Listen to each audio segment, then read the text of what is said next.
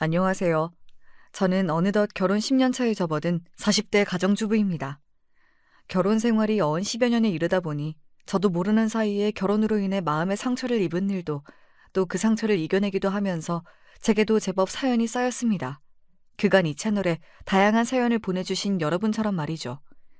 말이 나와서 말이지만 제가 힘든 시간을 보내던 시절에 여러분들이 들려주시는 사연 덕에 마음의 위로를 많이 받았습니다.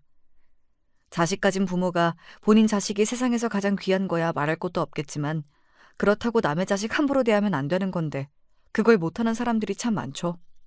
저 역시 제 자식 중한 줄만 알고 저는 자기 자식한테 붙은 오물처럼 취급하던 시모 때문에 마음고생이 참 이만저만이 아니었어요. 이게 다 너 때문이야. 너만 없었어도 내 새끼가 나한테 저렇게 등 돌릴 일이 대체 뭐가 있겠어? 너 하나 잘못 들어온 것 때문에 우리 집안이 풍비박산이 났어. 저 사람이 아무 이유도 없이 어머니한테 등 돌렸어요? 어머니라는 사람이 오죽이나 징그러웠으면 자식이 등을 다 돌리겠어요. 감히 제 탓할 생각 마세요. 어머니는 죽을 때까지 저한테 죄인이니까. 자기 아들 귀한 줄만 알고 저는 그런 귀한 아들 도둑질해간 모자라고 염치 없는 며느리 취급하던 제 시모는 결국 인간으로서 저질러서는 안 될 일까지 저지르고 저희 부부에게 씻을 수 없는 상처를 주었습니다. 하지만 저희 역시 그런 시모에게 멍청하게 당하고만 살지는 않았죠. 아들 내외에게 크나큰 잘못을 저지르고도 뻔뻔하게 굴던 시모를 응징한 제 사연 한번 들어보시겠어요? 제겐 부모님이 계시지 않았습니다. 저도 사람이니 누군가 저를 낳아준 사람이야 있겠지만 제 기억 속에 그 사람이 없으니 세간의 표현대로라면 저는 고아인 셈이죠. 남들 다 가진 부모 없이 자란 서름이란 설명하자면 끝도 없을 겁니다. 하지만 무엇보다 자라며 상처가 되었던 일들은 본인들도 본인이 노력해서 부모 있는 집에서 태어나지도 않았으면서 부모가 없다는 이유만으로 당연히 저를 무시해도 된다는 듯 굴던 사람들 때문이었습니다. 남들이 좋은 부모 밑에서 풍족하고 걱정 없이 자란 것이 본인이 뭔가 잘해서 받은 대가가 아니듯이 부모도 없이 보육원에서 자라 오로지 제 힘으로 험한 인생을 헤쳐가야만 했던 것 또한 제가 뭔가를 잘못해서 치르는 벌이 아닌데도 말이죠. 요즘이야 사회적인 인식이 많이 바뀌었다고는 하지만 몰상식하고 남 짓밟으며 자기 자존감을 채우려 드는 못되먹은 인간들이야 어딜 가도 있으니까요. 평생을 저런 사람들에게 치이며 살다 보니 겉으로는 둥글게 사는 것처럼 보여도 제 속은 이미 골밀대로 골마 있었어요. 당연히 사람을 만날 때에도 방어적일 수밖에 없었죠. 물론 자라는 내내 눈칫밥을 얻어먹으며 큰 탓에 저는 상대방 기분을 살피는 데에는 일찍이 도 같아서 사람 기분 맞춰주는 데에는 제법 일가견이 있었습니다. 하지만 그건 상대와의 감정적 교류나 호감 때문이 아니라 전적으로 살아남기 위한 생존 전략에 가까웠습니다. 애초에 손에 쥐고 태어난 것이 아무것도 없으니 그렇게라도 해서 예쁨 받아야 뭐라도 하나도 얻어낼 수 있었으니까요. 그렇게 저는 얌전하고 나긋한 모범생으로 자라났습니다. 서윤이는 환경적으로 불우함에도 불구하고 어쩜 이렇게 반듯하게 잘 자라주었는지. 선생님이 얼마나 기특한지 몰라. 이대로만 하면 대학 진학도 문제 없을 테니까 지금처럼만 해. 알았지? 선생님 입장에서야 딱하고 기특한 제자에게 건넨 덕담이었겠으나 사실 저 말조차도 고아에 대한 편견이 가득한 말이었습니다. 환경적으로 불우한 고아들은 비뚤게 자라나 문제아가 되는 경우가 대부분이나 저는 예외적으로 반듯하게 자라났다는 뜻이기도 했으니까요. 사실 대부분이 고아에 대해 그렇게 생각하고들 하니까 받아들이기에 따라 그리 예민하게 반응할 거 없는 말이기도 했지만 이미 세상에 대한 원망이 가득했던 제 속이 꼬일 대로 꼬여 있었으니 그 어떤 칭찬도 곱게만 들리지 않았습니다. 그럴수록 공부에 더 몰두했어요. 제게 그때의 한 치 앞도 보이지 않는 깜깜한 미래를 더 나은 것으로 바꿀 수 있는 유일한 방법은 공부에서 출세하는 것밖에 없었습니다. 환경이 따라주지 않으니 가장 적은 투자로 가장 큰 효율을 낼 수 있는 방법이 공부뿐이었으니까요. 그렇게 독하게 공부한 덕에 결국 저는 명문대에 진학하는 데 성공했어요. 감사하게도 성적 장학금을 받을 수 있는 조건이 되어 4년간 등록금 걱정 없이 학교를 다닐 수 있게 되었지요. 그래도 학교 다니는 동안 머물 기숙사비나 생활비, 책값 같은 건 제가 직접 벌어야 했지만요. 그럼에도 늘 불안했던 제 미래에 한 줄기 빛이 든 것 같아 태어난 이래 그렇게 기쁜 건 처음이었습니다. 남편을 처음 만나게 된 것도 대학에 입학하면서였어요. 남편은 같은 과 1년 선배였습니다. 딱 보기에도 입고 다니는 거나 돈 씀씀이 같은 것이 유복한 집 자재로 보였습니다. 당장 돈 한 푼이 아쉬워서 문제집 하나 사는 것도 손을 벌벌 떨었던 저 같은 사람의 고뇌 같은 건 살면서 단 한 번도 느껴본 일이 없을 것이 틀림없었어요. 그래서 남편이 저를 처음 봤을 때부터 지대한 관심을 가지고 있다는 걸 일찍이 눈치챘음에도 불구하고 좀처럼 곁을 내어주지 않았습니다. 그간의 경험상 있는 집안 사람과 어울리다 멀어지게 되면 결국 상처받는 쪽은 가진 것 없는 제 쪽이라는 걸 너무나 많이 겪어 잘 알고 있었으니까요. 남편이 좋은 사람이라는 건 알았지만 환경의 격차라는 것 또한 결코 무시할 수 없는 부분이었기에 제게 정성을 쏟는 남편에게 점점 마음이 기울었음에도 한사코 그 사람을 밀어냈습니다. 그럼에도 제게 늘 한결같은 남편 때문에 결국 제가 고아라는 사실까지 털어놓았죠. 사실 제가 고아라는 소리까지 했으니 알아서 마음을 접어달라는 뜻이었는데 제 말에 남편은 오히려 화가 난 듯 했습니다. 그렇게 어려운 가운데도 우리 학교처럼 좋은 학교에 장학생까지 됐다는 건 그만큼 네가 똑똑하고 죽을 만큼 노력을 했다는 뜻인데 그게 어떻게 흠이 된다는 거야? 네가 고아라고 하면 내가 아 그렇구나 하고 너를 포기라도 할 줄 알았어? 너 그 말은 나한테도 실례지만 너 스스로한테도 그러면 안 되는 거야. 참 한결같이 올곧은 사람이었습니다. 겉으로 밀어내려고만 하면서도 내심 나를 붙잡아줬으면 했던 제 마음을 남편은 한눈에 알아본 건지도 모르겠어요. 결국 저는 살면서 처음으로 제 고집을 꺾고 남편과 교제를 시작했습니다. 그렇게 남편과 10년 가까이 연애하는 동안 모난 제 마음을 항상 다독여주던 남편 덕에 저도 그간의 상처를 치유할 수 있었습니다. 남편을 만난 이래 남편에 대한 제 믿음은 언제나 확고했으나 그래도 결혼 이야기가 나오기 시작하자 걱정을 하지 않을 수가 없었습니다. 저를 저 자체로 봐주는 남편은 문제 삼지 않을지 모르나 평생 자기 인생을 갈아넣으며 키워낸 귀한 자식을 부모도 없는 고아에게 보내고 싶어하는 부모가 뭐 얼마나 되겠습니까? 하지만 남편의 대답은 단호했습니다. 내 부모님이 그런 이유로 결혼을 반대하실 분이라고는 생각하지 않지만 설사 그렇다 하더라도 그건 부모님이 잘못하시는 거지 네가 죄책감을 가지거나 위축될 일이 아니야. 너는 내게 주어진 환경에서 항상 최선을 다했는데 그게 어떻게 네가 우리 부모님 앞에서 죄인 취급을 당할 이유가 돼. 혹시나 그런 이유로 반대하신다면 나도 더는 부모님 허락 구할 생각 없어. 그러니까 너도 아무 걱정도 하지 마. 하늘이 두 쪽 나더라도 반드시 내 편이 되어주겠다는 남편 결심은 든든했으나 그 와중에도 남편과 제 환경의 차이를 실감하는 저였습니다. 사실 저렇게 자신감 있게 말할 수 있는 것 자체가 저처럼 부모 없이 자란 서름을 겪어본 적이 없어서일 테니까요. 그럼에도 저 역시 남편을 놓치고 싶지 않은 마음은 마찬가지였기에 불안한 마음은 여전했음에도 남편의 뜻을 따르기로 했어요. 처음으로 뵌 남편의 부모님은 두 분 다 인자하신 인상이었습니다.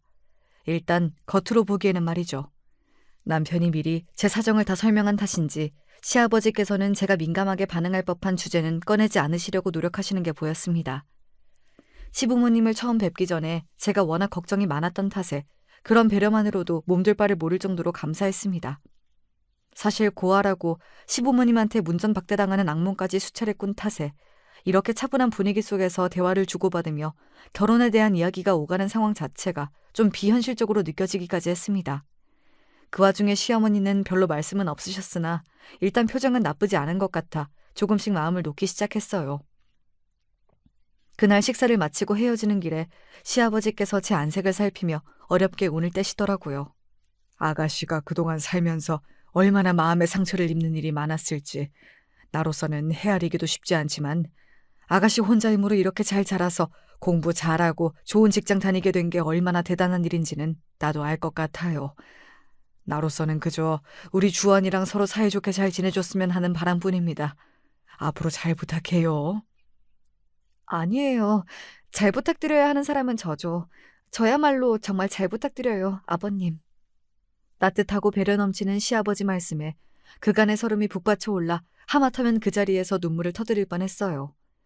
남편의 따뜻한 성품이 어디에서 온 건가 했는데 바로 시아버지한테서였구나 싶었습니다. 동시에 남편이 참 부럽기도 했습니다. 저렇게 온화하신 아버지 밑에서 자식으로 자랄 수 있다니. 아무리 힘든 일이 있어도 금세 굳건하게 털고 일어나는 남편의 강인함은 바로 저분의 사랑 덕분이었구나 하는 생각이 들었거든요. 이런 집안의 일원이 될 수 있다면 내게 한평생 결핍이었던 가족의 부재도 채울 수 있지 않을까 하는 욕심이 생기는 것도 사실이었습니다. 그렇게 남편 부모님과의 첫 만남이 생각보다 순조롭게 끝난 가운데 그로부터 며칠 지나지 않아 시어머니로부터 따로 연락을 받게 되었습니다. 그때 우리는 따로 이야기도 많이 못 나눴죠? 이번에는 서윤 씨하고 둘이서만 따로 한번 보고 싶은데 언제가 시간 괜찮아요? 아, 네. 저는 언제든 괜찮습니다. 편하실 때 말씀해 주시면 제가 모시러 갈게요.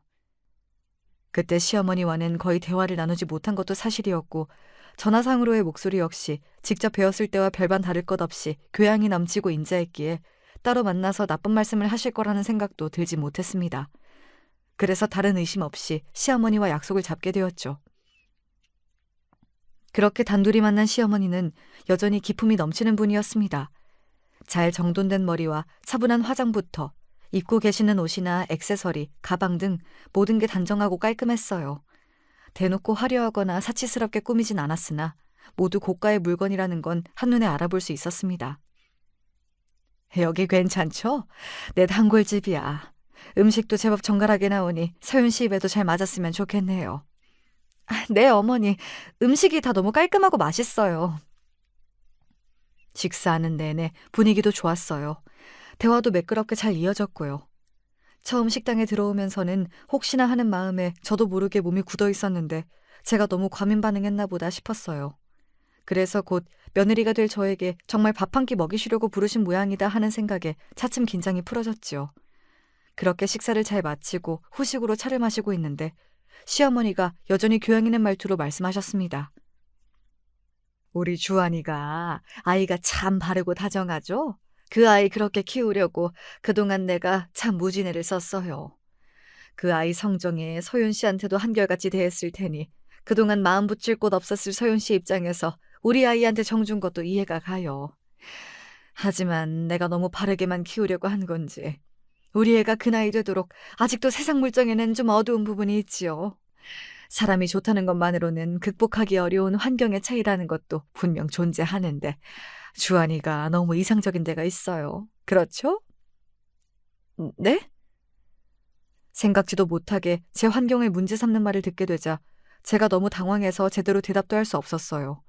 차라리 평소처럼 저를 대놓고 무시하거나 반감을 드러내는 사람이었더라면 저도 그동안 축적된 경험이 있으니 대처를 했을 텐데 방금까지 화기애애하게 이야기 잘 주고받고 밥까지 잘 먹었는데 갑자기 저런 소리를 들으니 저도 적잖이 놀란 거죠. 하지만 우리 주한이야 그런 순진한 생각을 할 수 있을지 몰라도 아가씨는 아니잖아. 그렇지 않아요?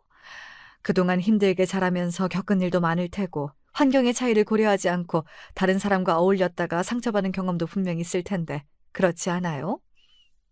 과연 그 말대로였습니다. 남편은 몰라도 저야 사는 내내 소위 평범하게 자란 사람들과 부모 없는 제 처지가 얼마나 천지 차이인지 평생 뼈가 시리도록 실감하며 살아왔으니까요. 대놓고 제 처지를 괄시하는 말이었다면 화라도 났을 텐데 나긋하게 현실 그대로를 짚어주는 시어머니의 말은 되려 서글프게만 들렸습니다. 나는 우리 아들도 아들이지만 서윤 씨도 이 만남으로 마지막에는 상처를 받게 되지 않을까 걱정스러워요. 지금이야 좋을 때니까 서로 좋은 점만 보일 테고 사랑으로 모든 걸 극복할 수 있을 거라고 생각하겠지요. 하지만 내가 이 나이 먹도록 살아보니 사람 사는데 결코 그것만으로는 살아갈 수가 없더라고. 지금이야 마음이 아프겠지만 서로를 생각해서라도 이쯤에서 정리를 하는 게 맞다고 생각해요. 내 말 무슨 말인지 알죠? 무슨 말인지 너무 잘 알았기에 가슴이 아팠습니다. 사실 저 같은 고아를 결혼 상대자로 데려가면 반기는 사람보다는 이렇게 반응하는 사람들이 더 많겠죠. 평생 귀하게 키운 아들, 좋은 조건 가진 여자와 결혼시키고 싶은 마음이야 당연할 테니 굳이 시어머니를 원망하고 싶진 않았습니다. 하지만 다 같이 만나는 자리에서는 마치 저희 결혼을 당연히 허락하시는 것처럼 아무 내색도 하지 않으시다가 둘만 있는 자리에서 그것도 저를 한껏 안심시켜놓고 헤어질 때가 다 되어 이런 폭탄을 터뜨리시는 건 좀 너무하다는 생각이 들었어요. 차라리 처음부터 깔끔하게 용건만 말씀하시고 일어서셨다면 이렇게까지 비참하진 않았을 겁니다. 어머님, 제가 자라온 환경이 어머님 입장에서 마음에 차지 않으실 거라는 건 저도 당연히 이해합니다. 지금 하시는 말씀이 어머님이 아예 할 수 없는 말이라는 생각도 하지 않고요. 하지만 제가 그렇게 살아온 당사자인 만큼 저 역시 주한 씨 만나기 전부터 그런 고민을 얼마나 많이 했는지 몰라요. 주한 씨 역시 마찬가지고요. 제 환경이 주한 씨에 비해 많이 부족하다는 건 잘 알고 있지만 저는 그런 제 환경 극복하기 위해 평생을 죽을 만큼 노력해서 지금 이 자리까지 올라왔어요. 저도 주한 씨와 헤어질 마음이 없지만 주한 씨 역시 그런 이유로는 절대로 이별을 받아들이지 않을 거예요. 어머니께선 주한 씨가 세상 물정을 몰라 저와 결혼하려 한다고 생각하실지 몰라도 저희 둘 중 그 누구도 이 문제를 가볍게 생각한 적이 없어요. 어머님 뜻을 따를 수 없어 죄송하지만 부디 저희 두 사람 진심을 헤아려 주시길 부탁드립니다. 완곡하지만 분명한 제 거절 의사에 처음으로 시어머니 미간이 찌푸려졌습니다. 딱 봐도 생각보다 질긴 게 붙었네 하고 생각하시는 게 많이 보였습니다. 아가씨가 생각보다 말귀를 못 알아듣네. 그래요. 어차피 처음부터 쉽게 끝날 이야기라고는 나도 생각 안 했어요. 하지만 아가씨도 잘 생각해보는 게 좋을 거예요. 결국 내 말이 맞다는 걸 인정하게 될 테니까. 오늘은 이만 일어나죠. 헤어지는 순간에는 식사 내내 이어졌던 화기애애함은 눈 씻고 봐도 찾아볼 수 없었습니다. 그렇게 서먹하기 짝이 없는 가운데 시어머니와의 만남을 마치자 그만 기운이 쭉 빠져버렸어요. 이런 일을 겪을까 무서워 처음에 그렇게 남편을 밀어낸 거였는데 막상 그게 현실로 닥치자 생각보다 더 힘이 들더군요. 저도 저지만 저 때문에 혹시나 남편이 본인 어머니와 척을 지게 될까봐 그게 더 두려웠습니다. 하지만 함께 이 사태를 해결하려면 반드시 남편과 상의를 해야 했습니다. 결국 저는 내키지 않는 마음을 애써 물리치고 남편에게 전화를 했어요.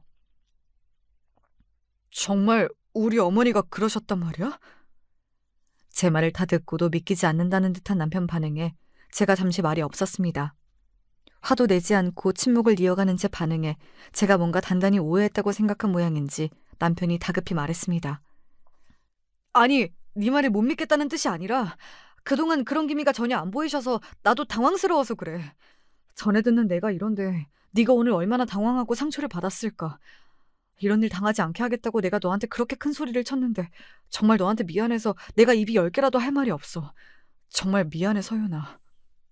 제 어머니 대신 사과하는 남편 목소리를 듣자 그제야 참아왔던 서름과 함께 눈물이 쏟아지기 시작했습니다.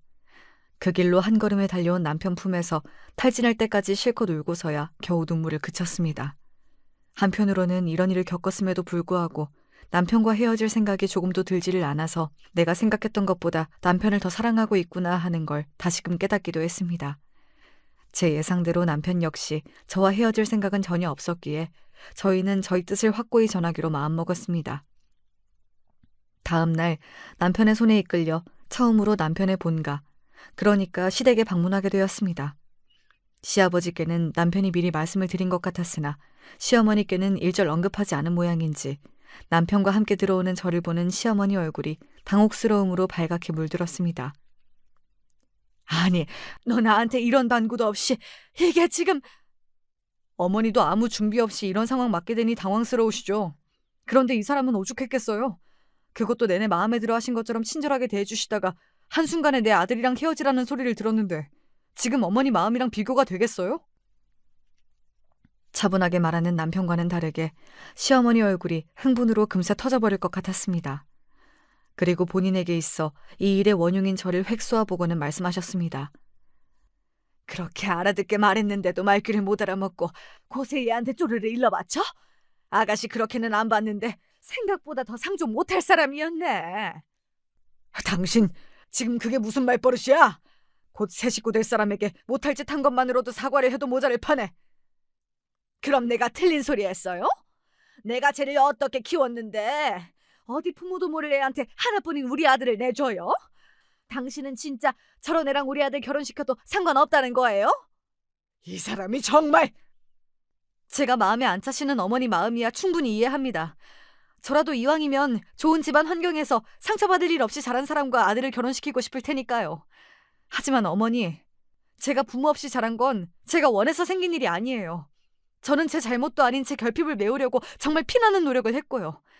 그럼에도 불구하고 어머님이 저를 마음에 들어 하지 않는다면 그건 역시 있는 그대로 받아들이고 어머님 의사를 존중하려고 노력했을 거예요.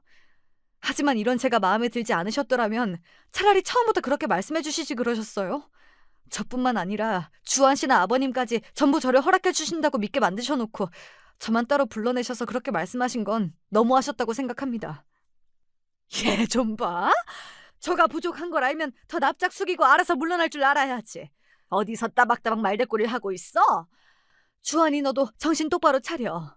본데 없이 자란 티가 이런 데서 나는 거야. 알겠니? 이 사람이 정말 그만두지 못해? 시아버지께서 시어머니 막말에 경악을 하고 소리치셨습니다.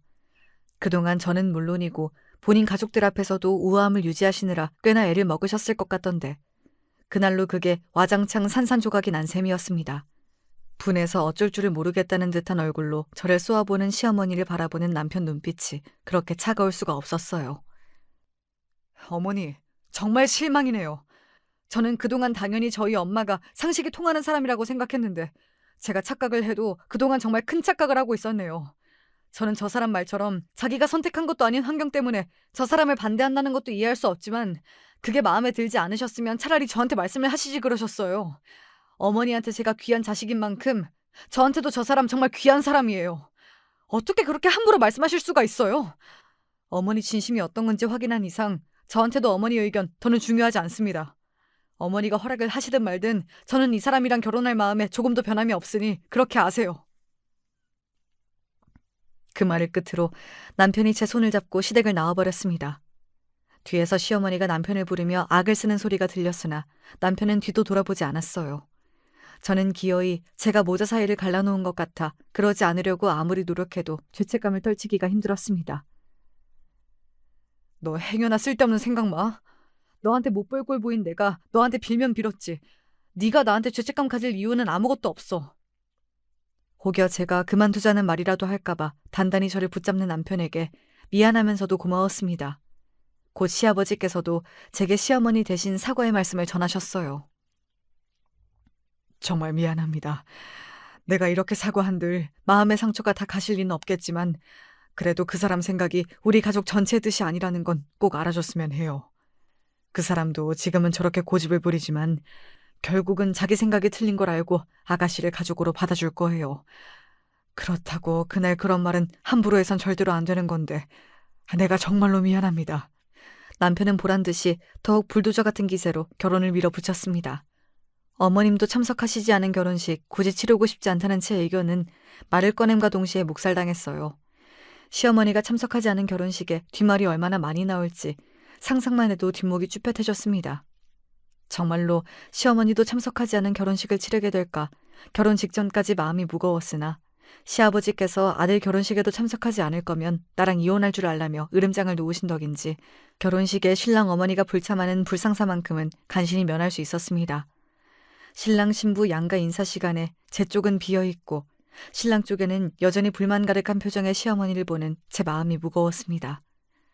그렇게 결국 당신의 며느리가 되었음에도 불구하고 저를 향한 시어머니의 못마땅한 시선은 아주 노골적이었습니다. 처음 몇 번은 저도 제 마음에 차지하는 며느리이지만 결국 결혼식에는 참석해주신 시어머니와 잘 지내보고 싶어서 먼저 찾아뵙기도 하고 연락도 드리며 성격에도 맞지 않는 부침성을 발휘해보려고 노력했습니다. 하지만 이런 제 노력은 단 한 번도 시어머니 마음에 와닿지 못했죠. 제가 먼저 말을 붙여보려 해도 시어머니는 제 말에 대답하는 법이 없었고 전화를 드려도 받지 않으셨습니다. 한마디로 없는 사람 취급이었죠. 저 혼자 애를 쓰는 모습에 벌써 몇 번을 참아 넘겼던 남편이 결국 폭발하고 말았습니다. 이 사람이 이렇게 노력을 하는데 어머니 정말 이렇게 야멸찬 사람이셨어요? 애초에 이 사람이 도대체 뭘 잘못했다고 어머니한테 이렇게 쩔쩔매야 하는데요. 어머니가 이 사람 상전이라도 돼요? 정말 날이 갈수록 어머니한테는 실망할 일밖에 없네요. 이 사람 이제 남 아니고 어머니 며느리예요. 제 아내라고요. 이 사람 없는 취급하는 건 저를 무시하는 거나 똑같습니다. 어머니가 먼저 이 사람 없는 사람 취급하셨으니 이제 저도 없는 사람이라고 생각하세요. 집에 돌아가는 차 안에서 저도 모르게 눈물이 뚝뚝 떨어졌습니다. 그동안에도 아무 잘못한 것도 없이 그저 고아라는 이유 하나만으로 저를 멸시하고 우습게 보는 사람들이 적지 않았습니다. 하지만 그 사람들은 그저 돌아서면 남인, 제 인생에 별로 영향력도 없는 아무것도 아닌 사람들이잖아요. 아무리 처음부터 저를 마음에 들어 하지 않아 하셨다고는 하나 새로이 가족이 되었는데도 불구하고 보란듯이 저를 투명인가 취급하는 시어머니에게 저도 상처를 많이 받았던 모양입니다. 저도 모르게 은연중에 결혼을 하고 난 후에는 그래도 시어머니 태도가 조금은 달라지지 않을까 기대를 했나 봐요. 결국에 산산조각 나버린 그 기대는 돌이킬 수 없는 상처로 남게 되었습니다. 그러게, 그렇게까지 애쓸 필요 없다니까. 당신 이렇게 괄시하는 어머니가 뭐가 좋다고 답지 않게 그렇게 용을 써. 그럼 나보고 뭘 어떡하라고. 나 때문에 아들 어머니 사이 갈라지는 거 강 건너 불구경하듯 지켜보기만 해? 당신은 처음부터 부모님 멀쩡히 다 계셨으니까 몰라. 부모가 없다는 게 어떤 건 줄이나 알아? 세상에 의지할 곳 하나도 없이 뭘 해도 항상 마음 한구석이 휑한 기분을 당신이 아냐고. 내가 평생 그런 서름 겪으며 살았는데 내가 나 때문에 당신이랑 어머니 척지는 걸 어떻게 보고만 있을 수 있겠어. 상처받은 제 모습에 자기가 더 속상해서 괜히 타박하는 남편에게 그동안 쌓아왔던 울분을 터뜨리며 오열했습니다. 제 울음소리가 자잘할 기미를 보이지 않자 급기야 남편이 갓길에 차를 세우고는 저를 안아 달래기 시작했어요. 미안해. 당신한테 화를 낼 일이 아닌데 내가 너무 속이 상해서 실수했어. 결혼 전에 당신한테 평생 의지하고 살 수 있는 가족 만들어주겠다며 큰 소리를 떵떵 쳤는데 나한테 시집와서 어머니 때문에 이렇게 상처만 받게 해서 미안해. 이건 이제 당신하고 어머니 둘의 문제가 아니야. 다 큰 자식 결혼까지 했는데 이렇게 자식 뜻을 무시하는 건 당신 성질 못 이겨서 며느리고 아들이고 다 제멋대로 손아귀에 넣고 주무르고 싶어서 심술 부리는 것밖에 더 돼? 나도 어머니 저러는 거 더는 못 참아주겠어. 앞으로 우리 집 행사고 뭐고 하여튼 본가로 가는 일은 없을 테니까 당신도 그렇게 알아. 자식들 그리 무시하는데 자식 없이도 알아서 잘 사시겠지. 그렇게 스트레스의 원흉이었던 시어머니와 거리를 두어 속 썩을 일이 없는 평화로운 나날들이 지속되자 그제야 신혼생활의 행복을 온전히 누릴 수 있게 되었습니다. 그동안은 결혼하자마자 계속 시어머니 마음을 돌려보겠다고 남편보다 시어머니에게 신경을 더 집중했으니까요. 남편과 한 집에서 둘이 생활하는 일은 기쁨이었습니다. 결혼해 부부가 되어 함께 산다는 건 확실히 연애와는 차원이 다르더라고요. 적지 않은 시간 연애를 한 저희 부부였습니다만 서로의 아내와 남편이 되어 가족으로 사는 건 마음가짐부터가 달라지더라고요. 한 번도 정서적으로 깊게 뿌리를 내리고 살아본 적이 없었던 저였음에도 불구하고 이제는 남편이 저의 단단한 뿌리가 되어 서로를 단단히 지탱해 주리라는 걸 느낄 수 있었습니다. 마음을 편히 먹어서 그런지 결혼한 지 1년 만에 저희 부부에게 기쁜 소식이 찾아왔습니다. 바로 저희 첫 아이 임신 소식이었어요. 처음 임신을 확인한 날 남편과 둘이 얼싸안고 얼마나 울었는지 모릅니다. 부모 밑에서 자란 적이 없는 제가 한 아이의 부모가 되어 아이를 잘 키울 수 있을지 걱정이 되어 무서운 마음도 컸지만 남편처럼 올곧고 다정한 사람과 함께라면 분명 아이도 잘 자라주리라 믿었습니다. 부디 모난 부분이 많은 저보다는 아이가 아빠를 닮아주기를 바라고 또 바랐습니다. 제 임신 소식은 곧 시댁에도 전해졌습니다. 소동이 있었던 이후 시어머니와의 연락은 일절 없었고 시댁의 발길도 뚝 끊었지만 시아버지와는 지속적으로 연락을 주고받고 있었습니다. 가끔 저희 신혼집이나 집 밖에서 식사를 할 때도 종종 있었고요. 첫 손자를 품에 안게 되었다는 소식을 듣고 시아버지께서 뛸 듯이 기뻐하셨습니다. 아가, 고맙다. 내가 네 덕에 할아버지가 다 되어보는구나. 네가 우리 집에 시집을 오고 나서 워낙 스트레스 받을 일이 많아 내가 항상 면목이 없었는데 너희 둘이 이렇게 다복한 가정을 이루어 사는 모습을 보니 내가 더는 바랄 게 없구나. 이렇게 귀하디 귀한 며느리를 왜 그리 못 잡아먹어 안달인지. 고맙다. 고맙다, 아가. 그러면서 저 먹고 싶은 거 다 사 먹으라며 거금을 턱하니 용돈이라고 건네주시는 시아버지를 뜯어말리느라 진땀을 빼야 했어요. 그래도 이게 다 아버님의 애정 표현이라고 생각하자 쑥스럽기는 했어도 내심 기뻤습니다. 아가, 임신했을 때 먹고 싶은 거 못 먹으면 그 서러움이 평생 간다더라. 아무리 비싼 거라도 돈 아끼지 말고 먹고 싶을 때 바로바로 사 먹어. 부족하면 용돈은 얼마든지 더 줄 테니까. 아이, 아버지 그만하시라도 그러시네. 저도 돈 벌어요, 아버지. 저도 아이 아빠 노릇할 기회는 주셔야죠. 감사해요, 아버님. 저 맛있는 거 몸에 좋은 거 잘 챙겨 먹고 꼭 예쁜 손자 안겨드릴게요. 더할 나위 없이 행복한 나날들이었습니다. 그 와중에도 시어머니가 마음에 걸리긴 했으나 시아버지께 임신 소식을 전한 지 한 달이 다 되어가도록 여전히 시어머니께는 연락이 없었습니다. 분명히 시아버지가 아들 내외의 임신 소식을 전했을 게 분명한데 저는 몰라도 저희 아이에게까지 냉담한 시어머니에게 이제는 원망스러운 마음이 들었어요. 그러다 임신 5개월이 다 되어서야 드디어 시어머니한테 연락이 왔습니다. 아들이라니 딸이라니? 대뜸 처음 하는 말이 저거였습니다. 근 1년 만에 시어머니 목소리를 처음 듣는 거였어요. 황당하기도 하고 다소 기분이 나쁘기도 했으나 어찌되었든 먼저 굽히고 연락을 주신 거니 저도 웬만하면 잘해보고 싶었습니다. 아들이라고 듣긴 했는데 병원에서 개월수 차기 전에는 확실하게 말해주진 않아서 아직 정확하진 않아요. 확실하게 나오면 제가 다시 알려드릴게요. 알았다. 그러고는 전화가 뚝 끊겼습니다. 친정엄마처럼 살가운 인사나 임신한 저에 대한 염려까진 바라지 않았다고 해도 이건 해도 너무하지 않습니까? 이럴 거면 굳이 전화는 뭐하러 했대요. 순간 부하가 치밀어 올랐으나 태교에 좋을 것 같지 않아 애써 화를 눌러 참았습니다. 퇴근하고 돌아온 남편에게 낮에 있었던 일을 말했더니 남편도 기분이 많이 상한 것 같았어요. 그 양반은 아직도 바뀐 게 없으신가? 나중에 우리 꼬물이 태어나면 미안해서 손자 얼굴을 어떻게 보시려고 저렇게 업을 쌓으시는 건지. 어차피 뿌리도 모르는 며느리가 낳은 손자라고 괄시하실 게 뻔한데 나 솔직히 어머님한테 우리 아기 보여드리고 싶지가 않아. 나야 그렇다 치더라도 나 우리 아기한테는 절대로 내가 겪었던 서름 안 겪게 할 거야. 무슨 당연한 소리를. 우리 아기 건드리면 당신이 나서기 전에 내가 먼저 가만히 안 있어. 내가 괜한 소리를 했다. 당신은 아무 걱정 말고 그저 마음 편히 먹고 꼬물이랑 건강하게만 있어줘. 시작부터 아이를 믿게 보는 사람을 만든 것 같아 뱃속의 아이에게 미안했습니다. 그럴수록 아이에게 내가 누리지 못한 더 큰 사랑을 주리라 다짐하고 또 다짐했어요. 산 딸을 한 달여쯤 남겨둘 때였을까 갑자기 시어머니의 연락이 잦아졌습니다. 그동안 없는 사람 취급했던 게 언제 그랬냐는 듯 마치 처음부터 살가운 고부지간이라도 되었다는 듯한 태도였습니다. 당연히 제 입장에서야 어리둥절할 수밖에 없었으나 그래도 곧 첫 손자의 탄생이 머지 않았다 보니 시어머니도 마음을 돌린 모양이라고 순진하기 짝이 없는 생각을 했습니다. 시어머니는 제게 전화를 걸 때마다 예정일이 언제냐, 오늘은 나올 것 같지 않냐며 집요하게 캐물었어요. 본인도 아이 안 낳아보신 것도 아니고 때 되면 어른이 나올 텐데 과하다 싶었으나 그저 연락을 다시 하게 된 것만으로도 다행이다 싶어 성실히 대답해드렸습니다.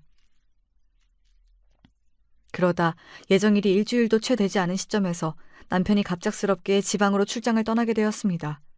거의 한 달 가까이 아이가 언제 나올지 모르니 제 곁에 있어야 한다며 출장 일정을 미꾸라지처럼 피해가던 남편이었는데 지방에 일이 터지는 바람에 출장을 피할 수가 없게 된 거죠. 예정일도 며칠 안 남았는데 갑작스럽게 집을 비우게 된 남편 걱정이 이만저만이 아니었습니다. 솔직히 저도 불안하기는 마찬가지였으나 저 사람이 저러는데 저까지 불안한 티를 내면 더 속상해할까봐 애써 씩씩한 척했습니다. 걱정 마. 꼬물이가 아무려면 아빠 며칠도 못 기다려주겠어? 무슨 일 있으면 새벽이고 어느 때고 상관없으니까 꼭 전화해야 해. 알았지? 그렇게 신신당부를 하고서야 남편은 출장을 떠났습니다. 차라리 그때 가지 말라고 어리광이라도 부렸더라면 어쩌면 결과가 달라지진 않았을까 하는 생각을 수천 수만 번도 더 했을 겁니다. 어떻게 알았는지 남편이 출장지로 떠나자마자 시어머니가 갑작스레 저희 집으로 들이닥쳤습니다. 주한이 출장 갔다며? 예정일이 며칠 남지도 않았는데 주한이나 너나 얼마나 불안할 거야. 애 출장에서 돌아올 때까지만이라도 내가 같이 있어주마. 네?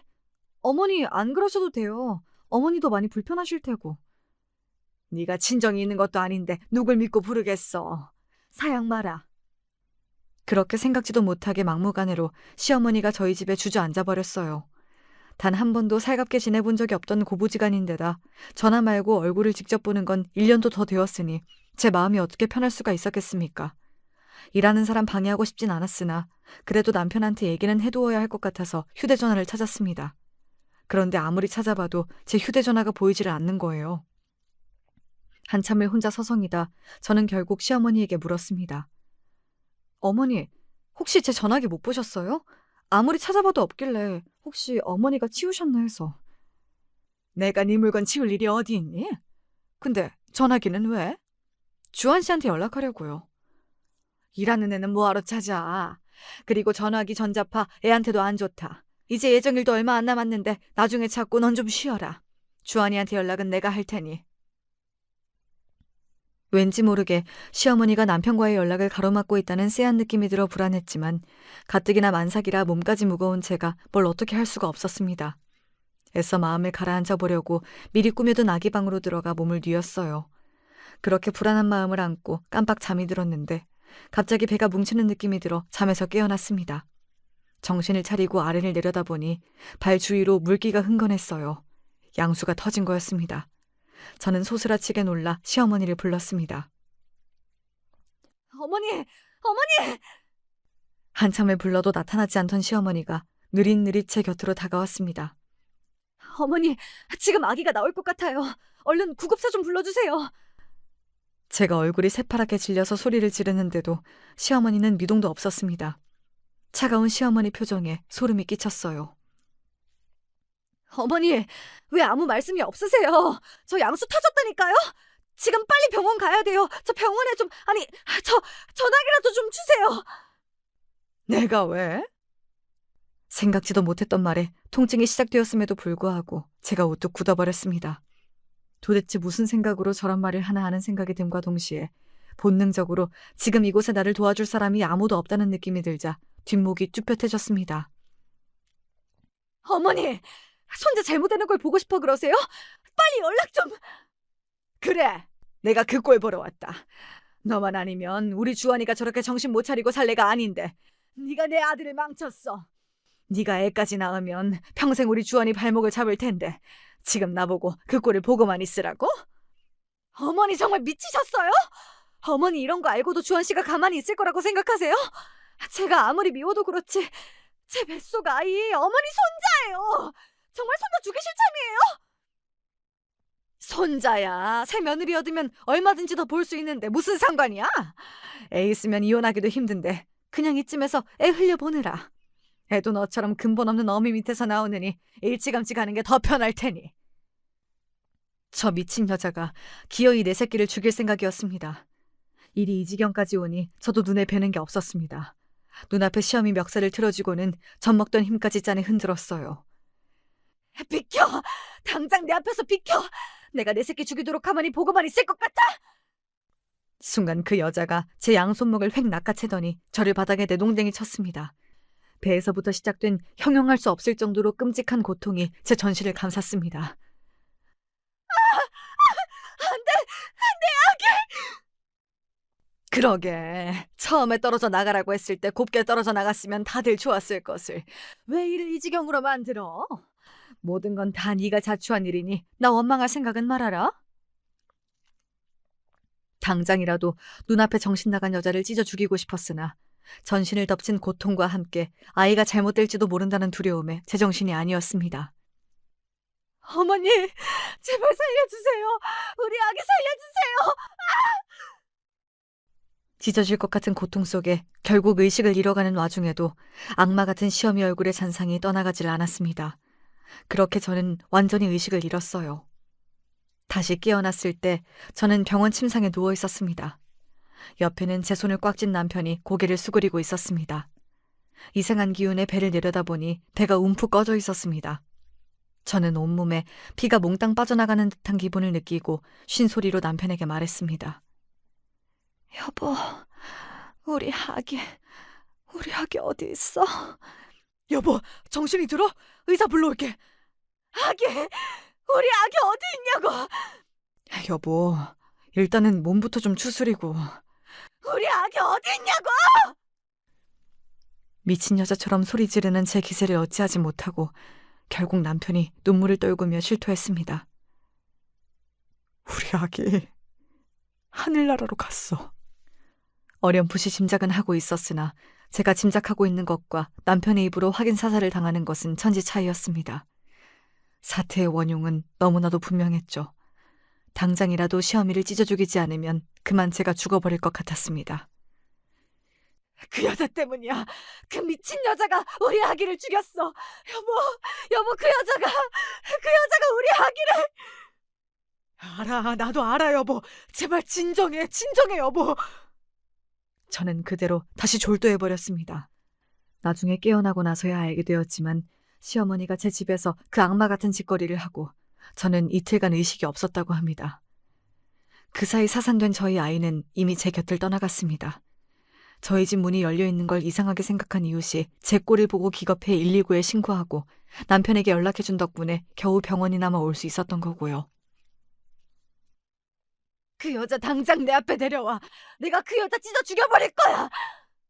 여보, 당신 절대 안정해야 돼. 나 당신까지 잃고는 정말 못 살아. 그 미친 여자는 내가 가만히 안 둘 거야. 감히 내 새끼 죽이고 당신까지 잡아먹으려고 하는 그 여자, 내가 절대 가만히 안 둬. 제 모친에 대한 남편의 증오심이 하늘까지 솟구칠 지경이었습니다. 남편은 그저 제가 깨어나기만을 기다린 거였어요. 제가 깨어난 바로 그날 시어머니가 경찰에 체포되었습니다. 남편은 한사코 말렸으나 저는 시험이 낯짝을 보고야 말겠다며 간신히 몸을 일으켜 기어이 남편과 함께 경찰서로 갔습니다. 주하나, 이게 무슨 일이야? 내가 왜 경찰서에 있어? 엄마 좀 꺼내줘, 주하나. 그 더러운 입으로 내 이름 부르지 마. 내 새끼 죽인 살인마 주제에 어디서 엄마 타령이야? 나 당신 같은 어미 둔 적 없으니 그 안에서 당신 죄값 치르면서 뼈저리게 후회하면서 살아. 아니야, 나는 다 너 잘 되라고. 네 등골 빼먹는 저거 떼어내려고 한 것밖에 없어. 그 입 닥쳐.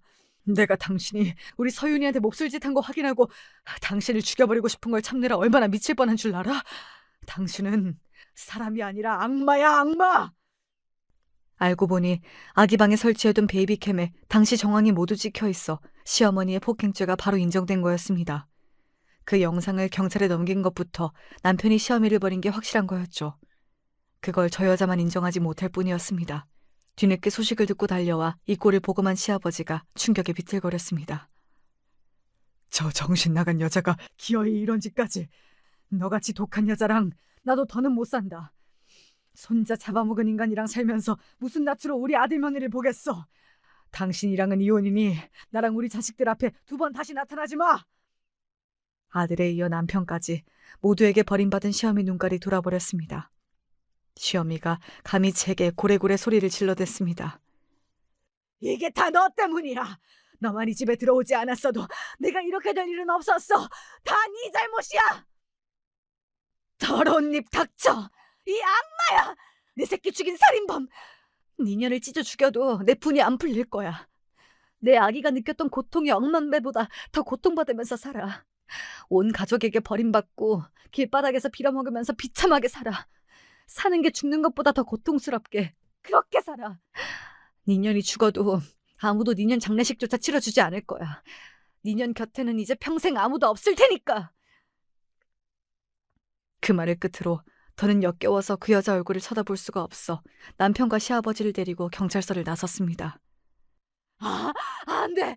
여보, 주하나. 나 좀 여기서 꺼내줘. 나 혼자 두고 가지 마.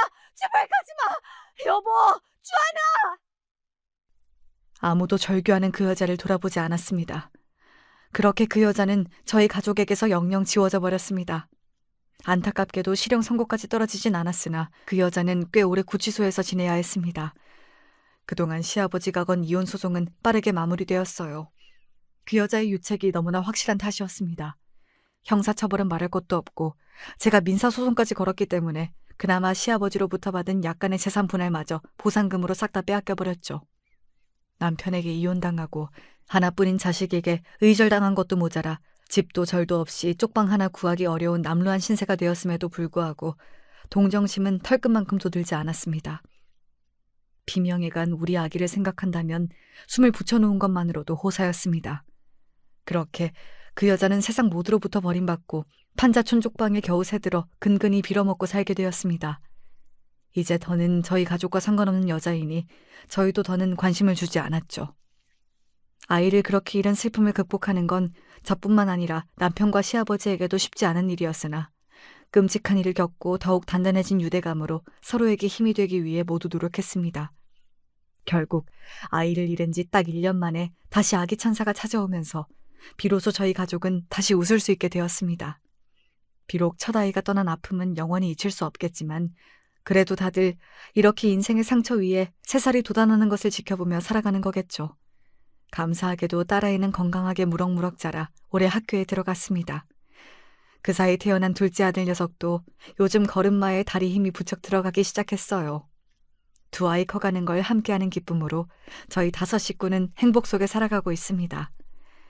제 자식을 낳아 키워보니 한때 시어머니라 불렸던 여자가 했던 게 사랑이 아니라는 걸 더욱 확실히 알 수 있었어요. 정말 제 남편을 올바르게 사랑하는 거였다면 어떻게 남편의 아이에게 해코지할 생각을 할 수 있었겠습니까? 저와 남편은 물론 시아버지와 태어날 아이들 모두를 생각해서라도 그 여자를 우리 가족에게서 떼어낸 것은 100번 잘한 일이라고 생각합니다. 제 자식 귀한 줄만 알고 저를 업신여기고 제 아이까지 해한 악마 같은 시어미를 치워버린 제 이야기는 여기까지예요. 쉽지 않은 이야기 끝까지 함께 들어주셔서 정말 감사드립니다.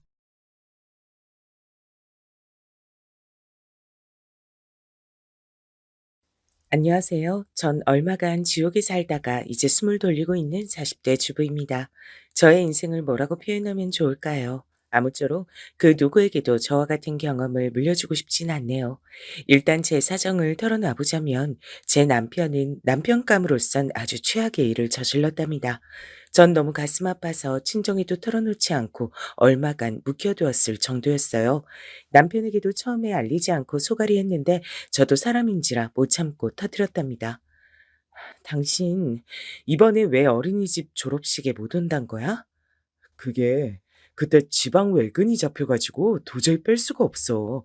그래서 내가 전날 식사하고 백화점 가서 애 장난감 사 준다 그랬잖아." "아 이미 이유를 말했는데 자꾸 묻네." "이유가 그게 아닌 것 같으니까 그러지." "원래 이게 뭔 소리래?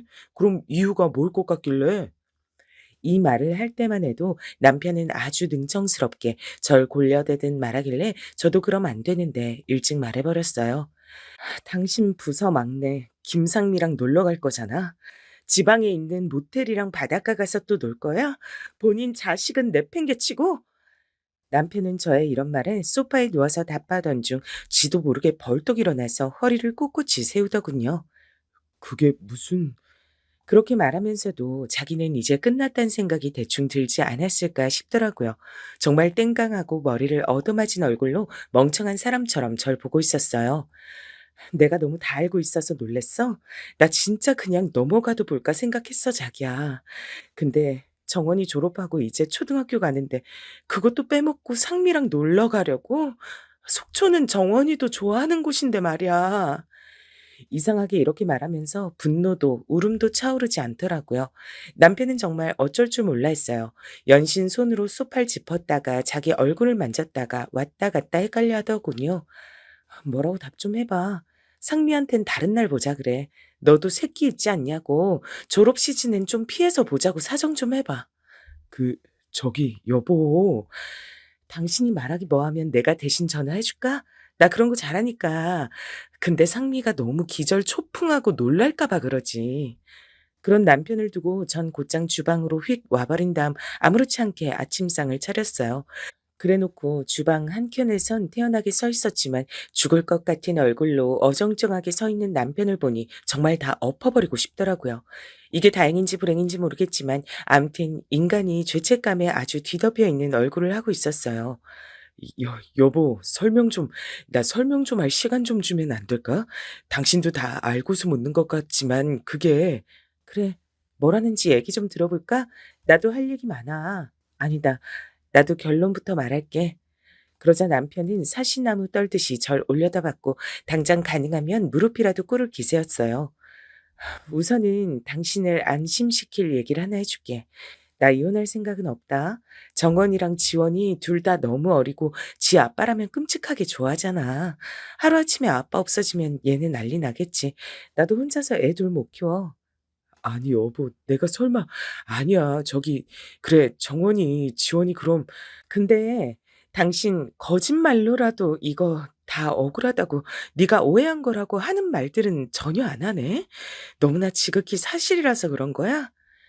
이렇게 말하면서 저는 차차 계단식으로 열이 올라가기 시작했고 남편의 모양새가 너무 꼴보기 싫어지는 거예요. 눈치를 보면 볼수록 그게 자기가 바람 피운 게 맞다는 고백의 몸짓 같아서 더 슬프고 비참해졌어요. "당신은 어떻게 하고 싶어? 이혼할래? 그럼 과정이 복잡하긴 하지만 당신이 정 원한다면, 상미랑 살고 싶다면 그렇게 해 줄게. 어때?" "아니야. 그럴 리가. 저기 여보..." 남편은 이렇게 저랑 아침 시간 한 30 분간을 실랑이 벌였고 회사 출근 시간을 그렇게 독하게 지키는 양반이 제 눈치를 상사 눈치보다 더 심하게 보다 늦게 나갔어요. 왜냐면 이날 무릎 꿇고 제 앞에서 빌기도 했거든요.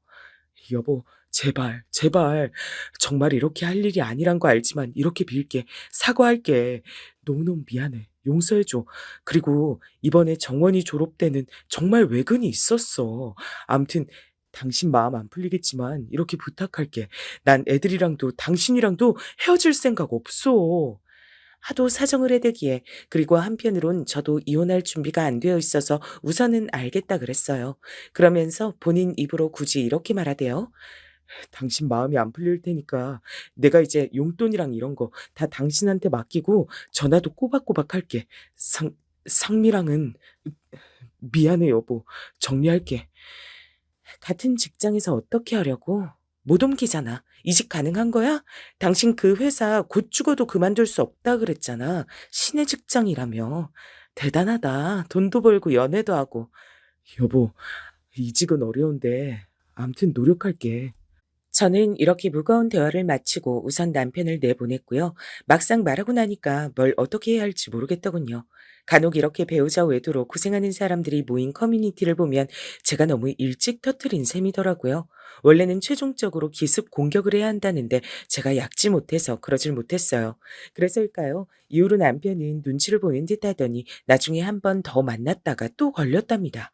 이땐 제가 회사로 찾아갔어요. 김상미, 박현철, 이리 나와. 저기 무슨 일이실까요? 저희 여기 그냥 올라오시면 안 되는데. 네, 저 박현철 과장 부인 되는 사람인데요. 여기 김상미란 직원분 계시죠? 그분이랑 이 사람이 연애를 회사에서 하고 있더라고요. 둘 중 하나는 잘라야 되지 않나요? 제 말에 이 회사 여직원도 놀라서 입을 틀어막았고 저는 그대로 회사 내부로 터덜터덜 걸어가 문을 확 열어 제꼈어요. 그러고 소리소리를 질렀고 제 눈앞엔 김상미라는 여자애가 눈에 띄었어요. 대충 사진으론 봤지만 소리 지르는 절 보자마자 잽싸게 의자 밑으로 숨는 거예요. 전 곧장 뛰어가서 머리채를 잡았고 그 뒤로 아수라장이 이어졌어요. 남편도 당연히 절 알아보고 뛰어들어왔고요. 여보, 여보. 아니 회사까지 와서 미쳤나 진짜. 이봐. 좀 나봐. 왜 이래 진짜. 이 나쁜 새끼야. 넌 나쁜 새끼야 진짜. 나보고 두 번 다시 안 만난다고 해놓고 뭐? 그래놓고 니네 어제도 모텔 가서 놀았지? 이 더러운 것들아. 여보 제발. 나 회사 잘리게 하고 싶어? 아, 이것 좀 놔주세요. 아파요. 이 와중에 부장이란 사람도 뛰어들어서 우릴 떼놓았고 엄청 달래면서 다른 데로 데려갔어요. 그나마 저에게 위안이 됐던 건 이 부장님이 여자분이었고 고등학생 딸을 키우는 분이었답니다. 엄청 절 위로해 주셨어요. 박 팀장님 와이프 되신다고요? 정말 얼마나 마음이 안 좋고 힘드시겠어요. 제 불찰입니다. 제가 잘 지켜봤어야 했는데 놓친 게 많았나 봐요. 부장님이랑은 할 얘기가 없어요. 사실 제가 뭘 대단한 거 하러 왔겠나요? 우리 남편도 남편이고 그 상미라는 여직원을 개망신 주고 싶었어요. 김상미 씨도 저희가 따끔하게 벌하고 부서 이동시키도록 할게요. 사실 회사에 남편 보내놓고 이런 일 생기면 여자들은 미쳐버릴 수밖에 없죠. 전 그 마음 충분히 이해합니다. 그 덕에 집으로 돌아왔고 전 여전히 넋이 나가 있었어요. 남동생은 이때 제 기분도 모르고 불쑥 놀러 온다는데 전 이때 못 참고 엉엉 울며 남동생에게 사건을 털어놨어요. 와, 매형 진짜 장난 아니다. 나 좀 기다렸다가 매형 보고 갈래. 진짜 그냥 두면 안 되겠네. 아빠가 몰라서 그렇지. 알면 진짜 다 뒤집어 버릴 텐데. 아빠 지금 몸도 안 좋은데 그런 얘기 알게 하기 싫어. 내가 하도 하소연할 곳이 없어서 너한테 이런 얘기를 다 한다 진짜. 미안해. 누나, 마음 단단히 챙겨. 난 언제까지나 누나 편이니까. 그러지 말고 매형 돈 막 써. 한동안 괴롭히고 편하게 해주지 마. 나도 그러고 싶다 진짜. 지금 나한텐 카드 넘기고 월급 명세서 꼬박 준다는 것 말곤 별거 없어. 조금만 늦어도 신경 쓰이고 의심되는데 나 정신병자 될 것 같아. 누나, 내가 돈 보내줄 테니까 정신과 치료라도 받아봐라. 그 정신으로 애들을 어떻게 키워? 이 상황에 남편은 이날 돌아와서 적반하장으로 저에게 분노를 토해냈어요. 애들 안 키울 거야? 지금 다 같이 나가서 내앉을래? 손가락만 빨고 살 거야?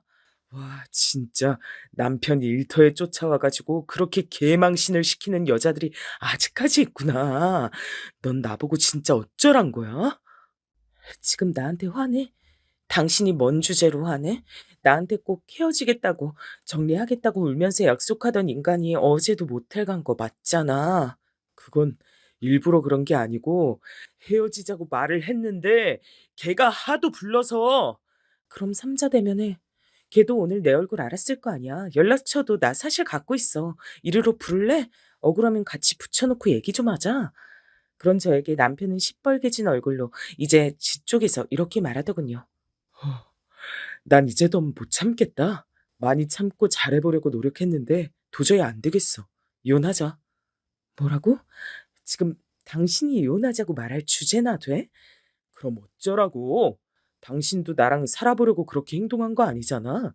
아주 웃긴다. 지금 이런 일들을 벌인 주제에 화내는 것도 내가 곱게 내고 그냥 묻어주길 바랬어? 누구 좋으라고? 다 필요 없고 이혼하자니까. 너 원하는 대로 해줄게. 글쎄, 내가 원하는 게 뭘 줄 알고 자꾸 그래? 말하면 다 해줄 거야, 당신이? 싹 다 해줄 거냐고! 남편은 맘대로 하라면서 나가버렸고 그날로 한 3, 4일 들어오지 않고 외박을 해버렸어요. 이혼이란 말을 제가 하는 거랑 듣게 되는 건 아주 큰 차이잖아요. 이때부터 저도 앞이 깜깜해졌어요. 남동생에게 상담하니 얘가 더 큰일이 났더라고요. 나 지금 당장 쫓아가서 매형 가만 안 두고 싶은데 누나 나 그렇게 해도 돼? 진짜 못 참겠다. 그건 나보다 나이 많으니까 참아줬는데 그딴 소리까지 짓거려? 됐어. 이럼 저쪽도 시댁도 나서서 문제가 커진단 말이야. 남동생은 엄청나게 씩씩대면서 저보고 이혼하라고 했어요. 그냥 이혼해라 누나. 정원이 지원이 다 데리고 나와. 뭐하러 그런 새끼랑 살아? 나 누나 이혼할 때까지 매형 새끼 안 봐. 이런 말을 듣고 나니 덩그러니 집에 혼자 남아 생각이 많아졌어요. 일단 본인이 강력하게 원하니 저도 변호사를 물어물어 알게 됐고요. 나름의 상담을 거쳐 저 역시 남편에게 이혼하자고 말했죠. 하루 종일 생각해봤는데 그냥 이혼해줄게. 대신 위자료랑 양육비 관련해서 당신 편하게 해줄 생각은 없어. 애들은 내가 키울 거니까 돈 10원이라도 욕심내려고 들지 마. 제대로 값쳐서 줘야 된다는 것만 알아도. 내가 하고 싶은 대로 할 거야. 당신은 껴들지 마. 역시나 끝을 바라보고 같이 살고 있는 관계는 엉망진창이 되더라고요. 우리는 결혼 8년 차 부부였는데 애 둘을 낳은 사이들끼리 어쩌다가 이렇게 된 걸까요? 아무튼 남편은 먼저 선수를 쳐서 자기 엄마한테 말했더라고요. 이날 곧장 어머니가 저희 집에 찾아오셨어요. 아이고, 정원애미야. 이게 다 뭔 소리야. 이혼이라니. 현철이랑 얘기 좀 잘해봐라. 제가 아주 자기는 꼭 이혼해야겠다고 난리야. 회사까지 네가 찾아왔었다며? 왜 그것만 말씀하세요? 제가 뭐 때문에 갔는진 모르세요? 그런데 어머니는 몇 마디 더 하시다가 스르르 미끄러지시는 거예요. 와, 똥물을 뒤집었어도 이것보단 재수없지 않을 거예요. 암만 그래도 네가 아유, 아유, 두야. 아, 아유, 나 죽네. 그러고 바닥에 완전히 바싹 누워버린 어머니는 몸을 못 움직이고 뻗어 계신 거예요. 어머니? 어머니! 어머니 일어나세요. 어머머? 결국 어머니는 그대로 응급실에 실려가셨고요. 안 그래도 건강이 안 좋으시긴 했는데 아들 이혼 얘기를 듣고 엄청 충격을 받으셨어요. 본래 갖고 있던 기저질환과 맞물려 입원하게 되신 거예요. 제 연락받은 남편은 바로 뛰어왔고 저와 병원에서 마주했죠. 이 인간은 이제 칼자루가 자기한테 넘어왔다고 생각했는지 절 몰아세우더군요. 너, 다 너 때문에 이렇게 된 거야. 우리 엄마 어떡할래, 너? 엄마 입원해야 된대. 안 그래도 힘들게 사는 노인네 이런 식으로 괴롭힐 거야? 왜 그걸 내 탓을 해? 이혼한다고 먼저 알린 건 당신이잖아. 어머니는 나한테 확인하러 오셨을 뿐이고. 됐어. 이런 상황에도 넌 미안하단 말 한마디 없이 구구절절 변명이나 하네. 진짜 사람 안 변한다. 엄마한테 무슨 일 생기면 난 너한테 책임 물을 거야. 뭐 어쩌란 거야? 지금 나 윽박 지르는 거야? 이 상황에 나만 책임 있어? 그러게 누가 아들을 이혼한다고 충격받으실 만한 짓을 하래? 그러자 남편은 여기서 씩씩거렸고 전 그냥 넘길 순 없어서 쇼부를 보자고 했어요. 이렇게 두루뭉실 넘겨서 내 탓인 것처럼 만들지 마. 누가 봐도 잘못은 당신이 한 거지. 난 정말 아무것도 하지 않았어. 그리고 지금 노선 똑바로 정해. 이혼할 거야 말 거야? 이 말을 하면서 전 남편의 반응을 기다렸고 남편은 지금 자기 엄마가 저 모양이니 판단이 안 됐나 봐요. 아, 우선은 일단은 엄마 저렇게 되셨으니까 보류하는 걸로 할게. 더 문제를 만들 수 없으니까. 당신 똑똑히 알아둬. 어머니 상황은 내가 100번 이해해서 받아들이지만 그 사이에 사고치고 의심 가는 행동하고 그럼 나는 그냥 다 깨버릴 거야. 깨 부숴버릴 거라고. 야, 진짜 말 좀 그따위로 하지 마. 누가 모른대? 그러니까 너한테 질리는 거야. 지금 이 순간에도 노인네 저러고 있는데도 그걸 따지고 앉았냐? 애초에 저는 말이 안 통하는 인간 상대로 괜한 싸움을 벌인 느낌이라 그냥 다물게 되었어요. 말 맞다나 더 얘기해봤자 저만 손해더라고요. 근데 남편은 이후로 이상한 요구를 해왔어요. 엄마 아버지 챙길 돈도 있어야 하는데 당신이 싹 뺏어갔잖아. 나 그 부분은 숨통 좀 튀어야겠어. 당신이 걱정하는 딴짓 안 하니까 절대 걱정하지 말고 난 이제 월급에서 100만 원은 떼고 줄 거야. 100만 원을 떼고 준다고? 그전에도 용돈은 50씩 받아가던 사람이 왜 갑자기 100만 원이야? 엄마 아프잖아, 지금. 누나랑 나랑 돈 반반해서 엄마한테 보태기로 한 거라고. 그럼 난 돈이 어디서 나서 보태?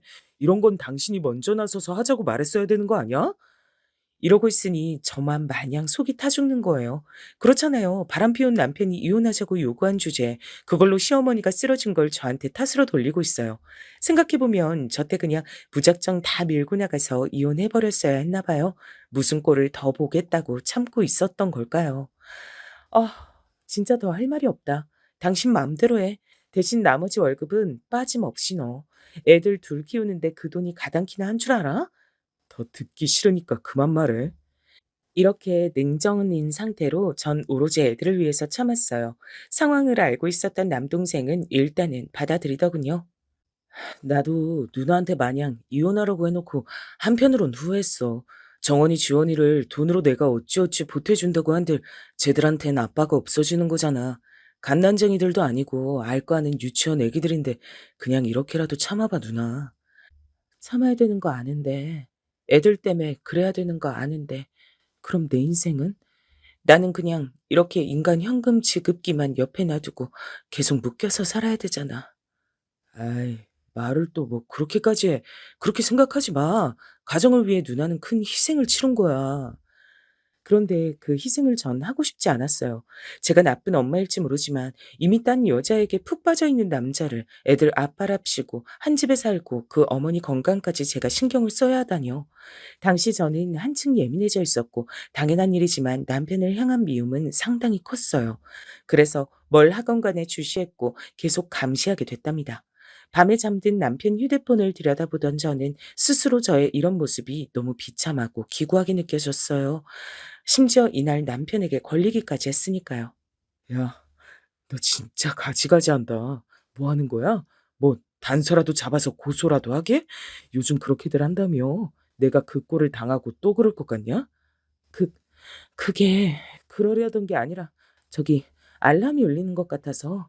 거짓말도 알아먹게 좀 똑똑하게 해라. 내 핸드폰인데 내가 모르겠어? 이 새벽에 내가 왜 알람을 맞춰 놔? 도둑도 아니고 왜 남의 핸드폰을 몰래 훔쳐보냐고. 결국 저는 이때 건진 것도 없이 남편에게 망신만 당했고 이제 남편은 더 주의를 기울여서 뭔가 숨기겠지 싶었어요. 사실 누가 보면 제가 과민하고 공연한 의심을 하는 것처럼 보일 수도 있는데요. 아니에요. 남편 차에서 웬 여자 머리끈을 발견했었거든요. 정원이 열나니까 지금 빨리 소아과. 잠깐, 이거 뭐야? 웬 리본 머리끈이 있어? 아, 그 내놔 이리. 뭐야? 너 아직도 만나냐, 상미? 애들 앞에서 못하는 소리가 없어. 외근 갈 때 당신도 아는 그 부장님이 차에 타신 것뿐이야. 아, 날 주던지 쓰레기통에 버리던지 해. 진짜 숨 막혀서 못 살겠네. 남편은 갈수록 날카로워졌고 우리는 사사건건 싸우게 됐어요. 어머니가 입원하셨다가 퇴원을 하셔서 집으로 가시고 어느덧 한 달이 지났는데도 말입니다. 어머니는 그 뒤로 저한테 연락은 안 하시는데 남편은 계속 절 쪼더라고요. 엄마가 너 한동안 보기 불편하대. 그렇게 독하게 애들 두고 이혼하려고 하냐고. 엄마랑 나한테서 애들 뺏어가려는 거 너무 무섭대. 나도 한 잘못이 있어서 당신 탓만 하진 않지만 암튼 당신도 알고는 있으라고. 이러니 이 상황에선 완전히 제가 가해자가 돼버렸어요. 진짜 바보 같은 상황 맞는 거죠. 그런 와중에 우리 친정에 행사가 생겼어요. 이렇게 남편과 사이 나쁘고 제 마음이 불안할 때 우리 식구 쪽 경조사가 있으면 참 곤란해져요. 저기 누나, 아빠 칠순이니까 우리 뭐라도 해드리는 게 좋을 것 같아서 따로 어디 한정식 집이나 코스 요리 나오는 데 가서 식사하는 거 어때? 너도 알겠지만 내가 지금 우리 남편 데리고 어디 나가고 할 때가 아닌 것 같아. 그렇긴 한데 매형한테 말하기가 여전히 좀 그래? 나도 내 마음 같아선 우리끼리만 보고 싶어. 근데 정원이 지원이도 그렇고 아빠는 지금 누나네 상황 모르잖아. 칠순같이 좋은 날에 사위 안 나오면 걱정하실 것 같아. 네 말도 맞다 진짜. 저 인간을 어쩜 좋니? 차라리 화끈하게 이혼해버렸으면 이런 고민도. 아니야. 애들이 또 걸리네. 정말 이러지도 저러지도 못하고 이게 뭐야. 그래서 전 이날 저녁 절 의식해서 일찍 들어온 남편에게 이 말을 털어놨어요. 솔직히 자기 엄마 아플 때 저도 이혼 얘기 안 했고 그냥 덤덤하게 흘러가고 있던 중이었으니까요. 앞만 봐도 전적으로 제가 손해보고 있는 입장이라 남편이 어느 정도 배려해 줄 거라고 저만 멍청하게 믿었나 봐요. 그래서 말인데 이번에 상현이가 한정식집 괜찮은 곳으로 예약하려고 한대. 아빠는 늘 대충 싼 거 먹자고 하는데 칠순이니까 그냥 밖에서 먹으려고.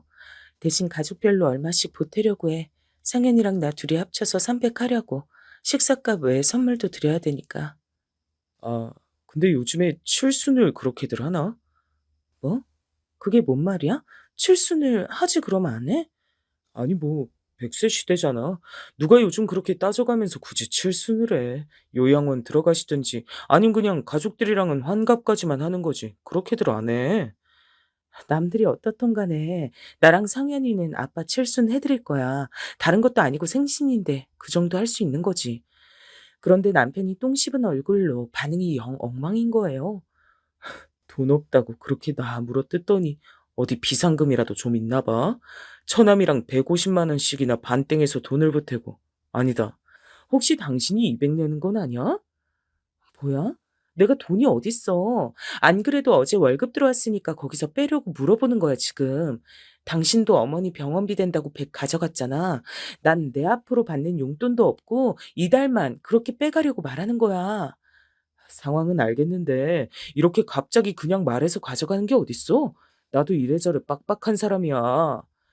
이렇게 우리 둘은 정말 치사하고 더럽게 돈 갖고 특히 부모님 문제를 두고 엄청나게 실랑이를 벌이게 됐어요.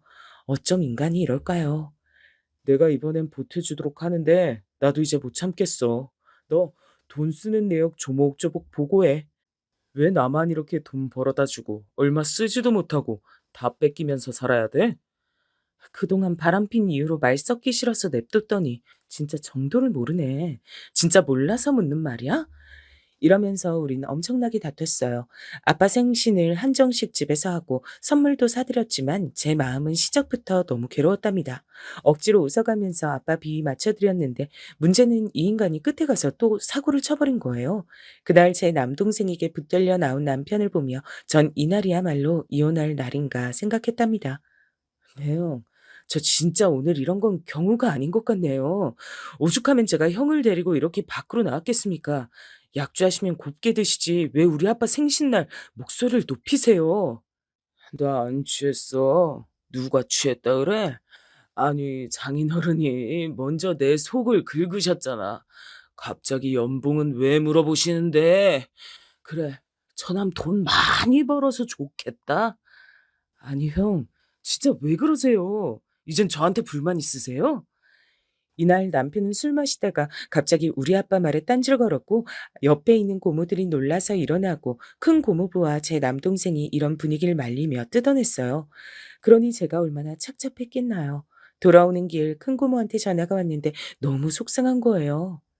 조카 사위 얼굴은 말짱하게 생겨가지고 되게 버릇이 없더라. 아주 올 때부터 눈이 맛이 갔더만. 니네 사이에 뭐 문제 있는 거 아니지? 별거 아니에요, 고모. 걱정 끼쳐드려 죄송해요.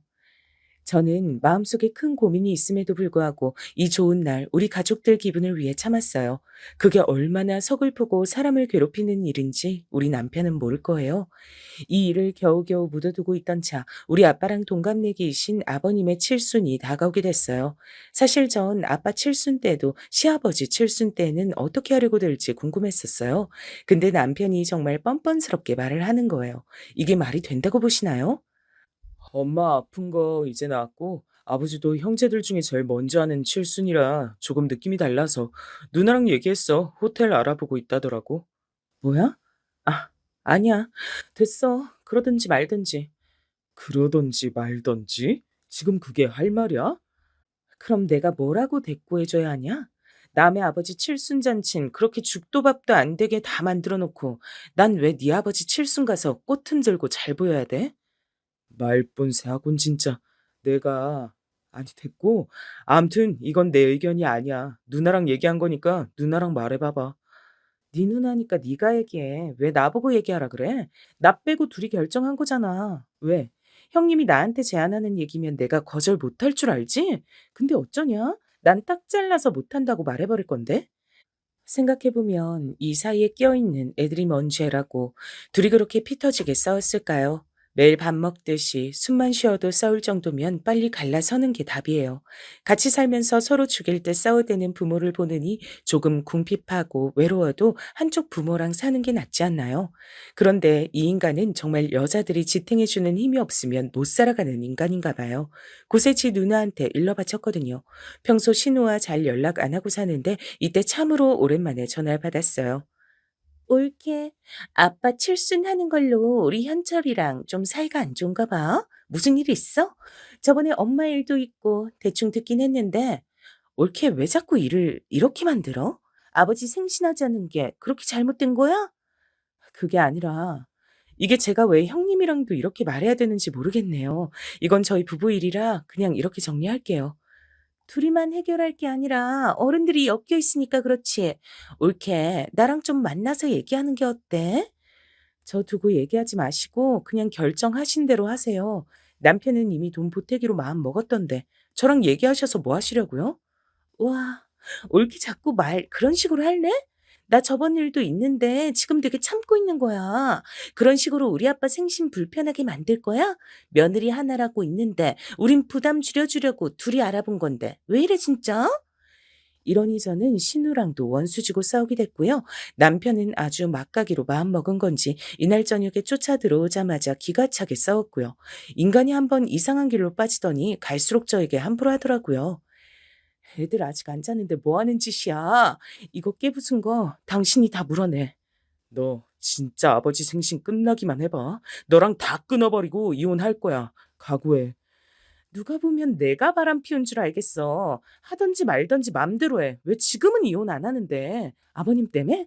이게 진짜 그러면서도 이 인간은 진짜 지 아버지 칠순 때문에 슬쩍 쫄렸는지 더 뭐라 하려다가 참는 눈치였어요. 하필요. 누가 배를 정신없이 눌러대는 거예요.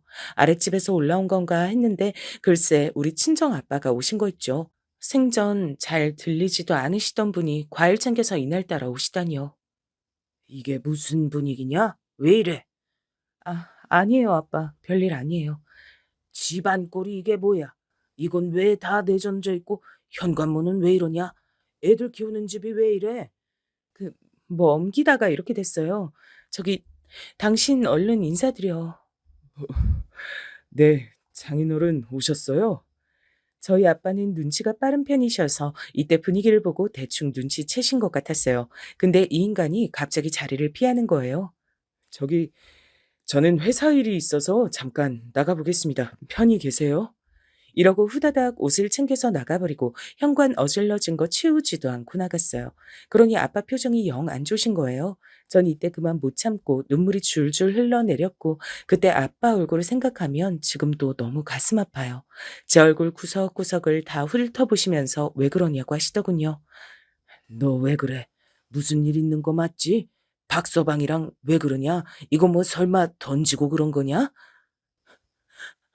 아빠, 아빠, 나 너무 힘들어, 힘들어. 저도 참 그때 왜 그랬을까요? 우리 아빠를 보니까 나한텐 더할 나위 없이 사랑 주고 이뻐해 주는 우리 아빠라 그만 터져버린 것 같아요. 더 이상 숨기기도 힘들겠다 싶어 엉엉 울면서 말을 해버렸답니다. 아빠, 저 사람이 있잖아. 아빠한테 말 안 하려고 했는데 아빠 걱정할까 봐. 뭔데 그래? 아빠한테 다 말해봐. 괜찮으니까. 아빠도 알아야지. 아빠, 이 사람이 나보고 이혼하재. 그러자 아빠는 적잖이 충격을 받아 벙치신 얼굴이었어요. 갑자기? 아니 이게 뭔 소리래? 애들 장난이냐 이혼이? 그래놓고 애들은 지 마누라한테 맡겨두고 저렇게 나간 거야? 이혼하재. 응. 지금도 자기는 아빠 생신 그따위로 해놓고 시아버지 생신 비싸게 한다고. 내가 너무 서러워서. 여기까지 들은 아빠는 어떻게든 수습을 해보고 싶으셨던 건지 조금 안쓰러워하시면서도 달래시더군요. 이유가 뭔가 했더니 고작 그것 때문이야? 아이고 애들 싸움도 아니고 참나. 그러지들 마라. 생일이 뭐가 그렇게 중요해. 난 그날 너랑 상현이랑 애들 다 와서 축하해 준 것만으로도 됐어. 그냥 네 시아버지야. 네가 며느리 된 도리로 하면 되는 거지. 사실 저희 아빠야 모든 상황을 다 모르시니까 저렇게 말씀하시는 거지만 전 너무 답답한 거예요. 어떡하지 고민하다가 이제 저 혼자 감당할 수 있는 선을 넘겨버린 것 같았어요. 그래서 다 말해버렸답니다. 이혼 얘기를 할 정도면 더 숨길 필요가 없으니까요. 아빠, 그것만으로 이혼하려는 게 아니라 이 사람 바람 폈어. 뭐? 아니 이건 또 무슨 개똥 같은 소리야? 회사 여직원이랑 바람 폈고 또 내가 얼마 전부터 지켜보고 있는데 이 사람 이상한 데도 다니는 것 같아. 하, 이게 무슨 꼴이냐? 그게 정말이야? 어? 내 이놈을 진짜 이상한 데 다니는 건 아직 확실하진 않고 여직원이랑 바람 피운 건 진짜야. 나도 증거가 있어서 몇 번 뒤집고 그랬어. 아니, 아들을 그따위로 개떡같이 키우고 네 시아버진 생일상 받아드실 마음이나 안 되냐? 그것도 며느리한테? 몰라. 난 어머니 말고 아버님이랑은 안 본 지 오래됐어. 그래서 신우가 더 저래. 며느리 도리하라고. 그러자 아빠는 허리에 손을 올리고 한참 거실을 왔다 갔다 휘저으시면서 어쩔 줄 몰라 하셨어요. 이 잡것들을 진짜. 너 이렇게 된 거 다 말해봐. 네 시댁도 알아? 지 아들놈 저러고 있는 거 다 아냐고. 알아. 어머니는 아셔. 그래서 우리 이혼한다고 하니까 들어누우시고 아무튼 상황이 그래. 형님도 아시는지는 모르겠지만 진짜 이게 뭐냐 정말. 와 이걸 맨정신으로 듣고 있자니 죽겠구만 진짜. 그런데 아빠가 갑자기 이렇게 말씀을 하셨어요. 정말 조금도 흐트러짐 없이 아주 단호하게요. 너 박서방 말 맞다나 그냥 이혼해라. 그런 새끼 붙들고 있어서 뭐 할래? 애들 데리고 정리해. 그놈 새끼한테 애들 줄 생각은 절대 말고 애는 엄마가 키워야 하니까. 나도 이혼 쪽으로 생각이 기울고 있는데 순순히 안 줄 것 같아. 안 주면 어쩌게. 바람 피운 증거들도 있다며. 그런 놈이 무슨 애 아빠야 얼어 죽을. 가만히 있자. 이걸 어떻게 갚아준다. 아빠는 무조건 저에게 이혼하라고 하셨고 그간 제가 시댁과 남편에게 당한 뒷얘기까지 들으시더니 던 안 되겠다고 하시는 거예요. 됐고 어차피 사돈 칠순 할 거 아니냐. 장소랑 정해지면 알려줘라이. 아빠가 왜? 아빠가 알아서 어떻게 하려고. 나보고 거기 가라고? 며느리 노릇하러 가라는 거 아니니까 애들은 상현이한테 맡겨놓고 너랑 나만 가자. 왜? 가서 어떻게 하려고. 저도 그만 이때 더 마음이 복잡하고 힘들어서 엉엉 울었는데 아빠는 단호하게 말하셨어요. 너 이제 애들 둘 혼자 키워야 돼. 죽어도 박서방한테 못 주겠잖냐. 그럼 독해져야지. 이런 걸로 울면 안 돼. 대신 사람이 할 말은 해야 돼. 이혼할 때 하더라도 속에 있는 건 다 끄집어내 버려야지. 안 그럼 네가 당해놓고 너만 병 얻는 거야. 그럼 어떻게 하라고? 나는 뭘 해야 되는데? 너는 아무것도 할 게 없어. 아빠가 알아서 할 테니까 주소만 정해지면 알려줘라. 이렇게 되어 전 아빠와 남동생과 얘기한 대로 조용히 이혼할 준비는 하고 있었어요. 이미 우리 친정 쪽에선 이혼을 찬성했고 제가 조용히 자기 뜻에 따라주니 남편은 제가 기가 죽은 줄 알았나 봐요. 이혼 준비하는지도 모르고요. 럭셔리 호텔이고 이날 당신이 애들 옷 입혀서 데려와. 난 일찍 회사 일 보고 들어가야 되니까 다시 말하는데 그날 아버지랑 엄마, 친척들이랑 아버지 손님들 앞에선 웬만해선 시비 걸지 마라. 자리가 자리다. 알았어? 저는 이때 속으로 욕이 치밀어 올랐지만 일단은 다물고 고개만 끄덕였어요. 그리고 드디어 당일날 결전의 날이 되었는데요. 이때 저는 남동생네 집에 제 아이들을 맡겨뒀어요. 그리고 남편에겐 사정을 말했고요. 애들 아침부터 열나서 못 갈 것 같아. 아버님은 속상하시겠지만 어떡해. 애들 거기 가서 감기라도 옮기면 안 되잖아. 그리고 나까지 못 갈 뻔했는데 상현이가 봐준다 그랬어. 아, 뭐 이렇게 매끄럽게 되는 일이 없냐. 알았으니까 당신이나 늦지 말고 와. 어른들한테 인사 똑바로 먼저 챙기고 있어. 저는 이때 전화를 끊고 숨을 고르면서 이놈 인간에게 매어서 이딴 소리나 듣는 건 오늘이 마지막이라고 생각했어요. 이후 저희 아빠도 얼마 안 돼서 출발하셨고 함께 호텔에서 만나게 됐답니다. 우리 아빠 생신은 그저 고급 한정식집에서 코스 요리 먹는 것만으로도 그 난리를 치던 인간이 지 누나랑 합작해서 으리으리한 호텔을 잡았더군요. 이때 신우 입김도 있었어요. 아빠는 오래도록 교직에 몸담으셨으니까 보는 눈들이 워낙 많아서 어쩔 수가 없어. 나라고 뭐 여유 있는 줄 알아? 아빠 제대로 챙겨드린다고 우리가 등골이 빠지네 아주 그냥. 이 말처럼 아버님은 경제적으로 넉넉진 않지만 교사로 오래 일해 오셨고요. 이래저래 지인들이 꽤 오신다고 들었어요. 그리고 내심 본인의 칠순잔치를 기대하셨고 저희 부부 이혼 얘기 나오는 거 알고 계시면서도 모른 척 하시더라고요. 이것도 남편에게 듣고 얼마나 짜증이 나던지요. 아버지 앞에서 이혼 얘기니 뭐니 시끄럽게 꺼내지 마라. 어차피 꺼내봤자 당신도 좋은 소리 못 들을 거니까. 암튼 그날 처신 잘해. 이건 결국 본인도 알고 계시면서 그냥 며느리가 다 감당하길 바라는 것처럼 느껴지더라고요. 심지어 그런데다가 생신은 제대로 치르고 싶고 여러모로 저는 점점 화가 올라왔어요. 드디어 호텔 한 룸에서 성대하게 아버님 칠수는 시작됐는데요. 그리고 곧 폭탄 던지듯 모든 판이 다 깨지는 그 사건은 일어나고야 말았답니다. 사회자가 뭔가 말을 하고 있는 사이 갑자기 우리 아빠가 성큼성큼 걸어들어가 누군가 말릴 새도 없이 마이크를 건네받았답니다. 저는 침착하게 아빠 모습을 지켜봤고 혹시나 싶은 상황에 대비해서 아빠 근처로 슬슬 움직여서 가고 있었어요. 당연히 남편은 눈이 아주 찢어질 듯 크게 떠져서 절 마구 찾고 있었고요. 마이크 잘 나오네요. 안녕하십니까. 내가 여기 사돈이라도 저기 이봐요. 이 집 며느리가 내 딸이라니까.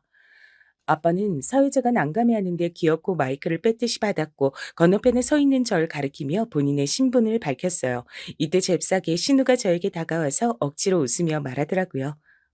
옳게 이게 뭔 일이야? 빨리 사돈 어르신 말려봐 좀. 하지만 전 이때 고개를 획 돌려서 신우 말을 무시하고 그냥 아빠를 쳐다봤어요. 그리고 아빠의 폭주는 시작됐답니다. 보면서 어쩐지 눈물이 날 것 같았어요. 놀라지 마시고 식사하시던가 하세요. 제가 오늘 꼭 할 말이 있어서 여기 왔어요. 사돈, 생신 축하드립니다. 저랑 얼마 차이도 나지 않고 우리가 동갑내기예요. 이거 참 좋은 일 아닙니까? 아빠가 이렇게 너스레를 떨면서 룸 안에 있는 가족 친지들에게 말씀을 하시더군요. 저는 이때 너무 긴장해서 아버님 쪽은 돌아보지도 못했는데 그쪽에서 웅성거리는 소리가 들렸어요. 아빠는 더 틈을 두지 않고 재빠르게 말씀하셨어요. 사돈으로서 제가 그냥 축하 말이나 하겠다고 이렇게 온 건 아니고요. 사람이 어떻게 좋은 말만 듣고 삽니까? 쓴소리도 듣고 살아야죠. 오늘은 쓴소리 좀 하러 왔습니다. 사돈, 저랑 눈 좀 맞추시죠. 그러니 이때 남편이 제 옆에 쓱 다가와서 빨리 말리라고 재촉하길래 저도 인상을 팍 써버렸어요. 보는 눈이 있으니까 더 함부로 못 대하더군요. 사돈, 칠순 맞도록 사회에 공헌하신 거 많은 거 합니다. 그런데 어째 자식 농사는 그래 지으셨습니까? 안사돈한테만 너무 맡겨두셔서 버릇없이 저 모양으로 큰 건 아닙니까? 어째 아들놈을 저래 호로 참놈으로 키우셨어요? 이러니 마치 중간에 무슨 스프링클러 사고라도 나서 다들 도망치고 소리 지르는 양 엄청나게 웅성웅성거리는 소리와 혼란이 시작된 거예요. 사회자도 당황해서 마이크를 뺏으려는데 아빠는 그냥 쭉 크게 말하셨어요. 가만히 있어봐요 좀. 아니 우리 사위가 말이야. 저기 우리 딸 옆에 서 있는 사위 있잖아요. 저놈 새끼가 우리 딸내미 두고 바람을 피워댑니다. 그래놓고 적반하장으로 이혼하자고 떼를 쓰고 그래서 지 엄마 안 싸돈 쓰러진 걸 우리 딸 탓을 하네요. 이게 말이 되는 일입니까? 이러니 일제의 시선이 정말 웃기게도 서유자조차도 제 남편을 본능적으로 쓱 쳐다보더라고요. 남편은 이때 얼굴이 시뻘개져서 자리에 확 앉아서 얼굴을 양손으로 급히 가렸죠. 남의 집 귀한 딸 마음을 그렇게 난도질해 놓고 와중에 이 칠순 파틴지 뭐 식갱이를 열면서 며느리 노릇을 하라고 강요하더랍니다. 거기 사돈처녀, 사돈처녀도 같이 그랬다면서? 그럼 둘 다 같이 혼나야지. 어째 우리 딸보다 더 나이도 많으면서 그렇게 못돼 처먹었어? 동생이 마누라 두고 바람 폈으면 누나가 때려서라도 가르쳤어야지. 지 마누라 괴롭히는데 더 뒤에서 재촉하면 어떡해? 이쯤에서 사회자가 무마하겠다고 사정하며 마이크를 제지했고 아빠는 그러고 곧장 앞문으로 나가버리셨어요. 저도 그 모습을 보고 바로 스르륵 앞쪽으로 쏜살같이 나가서 사람들이 쳐다보던 말던 재빠르게 나갔죠. 그리고 아빠랑 같이 후다닥 빠른 걸음으로 호텔을 빠져나갔고요. 그리고 아빠 집까지 무사히 택시 타고 집으로 갔네요. 그 뒤의 상황은 모르겠지만 다들 뭐 그런 내용을 듣고 멀쩡히 축하하고 할 수는 없었던 모양이에요. 신우가 저에게 손해배상 청구를 하겠다며 난리를 쳤거든요. 올케, 너 때문에 우리 아빠가 얼마나 개망신당한 줄 알아? 우리가 왜 쥐어짜내서 호텔에서 있는데 아빠 지인들 좀 높으신 분들도 많고 현철이도 좀 이어주려고 별의별 생각들이 다 있어서 이렇게 한 건데 이거 어떻게 책임질 거야? 진짜 올케 친정 아버지 사돈 어르신 머리가 어떻게 된 거 아니야? 좌우지간 당장 얼굴 비춰 우리 집 와서 무릎 꿇고 빌라고 이거 어떻게 수습할 거야? 수습 같은 소리하고 앉으셨네요. 제가 형님한테 형님거리면서 존댓말하는 건 오늘이 마지막인 줄 알고 계시고요. 전 외도하고 이상한 짓까지 하는 잡놈이랑 못 살아요. 다 참아주고 살았더니 더 드럽게 굴던데. 형님, 오늘 말씀 아주 잘하셨어요. 손해배상이요? 그거 제가 형님 남동생한테 싹 다 걸어버릴 예정이니까 기대하세요. 저는 그간 증거로 갖고 있던 것들과 함께 조금 늦은 바가 있지만 상간 소송도 진행했고요. 시댁에는 양육권, 친권도 다 뺏어버리겠다고 경고했어요. 이러니 신우도 저에게 안 통하고 어머니는 더더욱 힘이 없고 나중에 아버님이 전화하셨지 뭐예요. 내가 진짜 천불이 나지만 다 덮겠다. 그러니까 그래, 네 말 맞더나. 현철이가 불미스러운 일을 해서 네 속이 상한 것도 알겠다. 그런데 어떻게 정원이 지원이까지 애비를 못 보게 만들려고 하냐? 이게 가당키나 한 일이야? 아버님, 그 인간은 얘네들 아빠가 아니에요. 그 회사 여직원 품는 순간 이미 얘네 아빠이길 포기한 거죠. 아빠, 애비란 뜻을 설마 모르시는 거예요? 교직에 계시던 분이 핏줄로 이어져 있고 생물학적으로 부모 자녀 관계여야 애비인 거잖아요. 이게 어디서 어른을 가르치려드냐? 아버님이 모르시니까 가르쳐 드리는 거 아니에요. 생물학적으로 유일하게 부모 자녀 관계가 되려면 그 사이에 딱 하나의 부모만 있어야 되는 거 아니에요? 그 사이에 다른 여자를 드럽게 같이 추가한 자체가 얘네들만의 아빠를 할 생각은 없단 거예요. 저한테 이러지 마시고 본인 아들을 원망하세요. 내가 어떻게 하면 되겠냐? 그래서 우리 현철이한테서 우리한테서도 정원이 지원이를 뺏어간다고. 말 똑바로 하세요. 제가 뺏어가는 거 아니고요. 아버님 아들이 매몰차게 손주 손녀를 버렸어요. 불륜녀한테 미쳐가지고요. 아들 뺨이라도 때리고 거기다 화풀이 하세요. 전 전화 끊습니다. 그리하여 저는 빡빡 우겨서 이혼을 했고 이 과정에선 그간 많이 분노하고 참았던 남동생 그리고 저희 친척 큰 고모부와 고모 등 어른들이 많은 도움을 주셨어요. 아버님은 칠순잔치에서 일생 다시 없을 이제 회복할 수도 없는 개망신을 당하셨고요. 남편이 저한테 악쓰면서 전화한 내용으론 어머니가 다시 쓰러지셨다는데 자업자득 아닌가요? 왜 나를 탓해 당신? 그런 일 저지른 건 당신이고 알리고 싶게 판 깔고 사람 억울하게 몰아세운 것도 당신이야. 다 당신 죄야. 다신 연락하지 마. 죄값 치르면서 꾸역꾸역 느끼면서 살아. 그리고 저는 저희 아빠 집에서 아이들과 함께 살아가고 있어요. 아빠도 정년이 되어 집에서 쉬게 되신 지 몇 년 안 되셨는데 제가 소일거리로 얼마 용돈을 드리고 있고요. 애들이 아빠를 초반에 좀 찾아서 마음이 아프긴 했지만 그래도 이제 더는 싸우는 꼴, 엄마가 밤마다 울고 쓰러져서 링거 맞고 하는 꼴을 안 보여줘도 되니까요. 힘든 점이 아직도 많지만 그래도 열심히 살아볼랍니다. 저의 앞길을 딱히 응원해 주시지 않아도 괜찮아요. 여기까지 함께 들어주신 것으로도 감사드립니다. 모두 건강하세요.